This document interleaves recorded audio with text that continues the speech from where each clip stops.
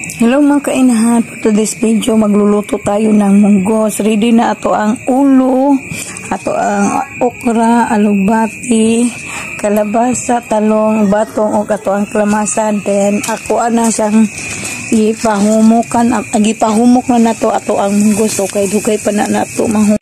Lata naman ato ang munggos, mag-add na ta og water. Mag-add na ta to ang luya o ang bombay. Ato ang munggos ron style og laoy. Then ato ang bulad.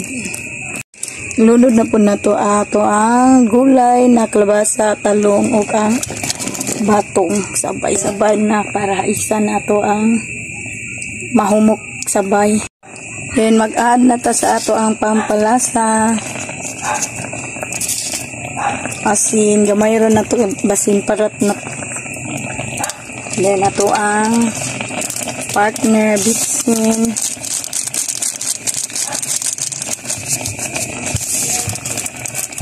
Magdungag lang gud og kulangan pa ta sa ato ang panglasa.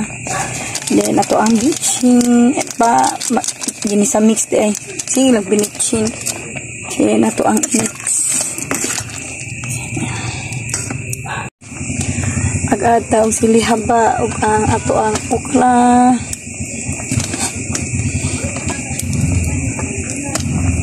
I-add na nato ang ato ang alugbati, din gamay kimbot na lang lutuon na ato ang laoy na munggos.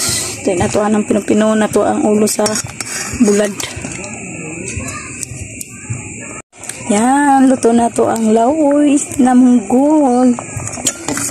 Yan, yan na, kain na po tayo.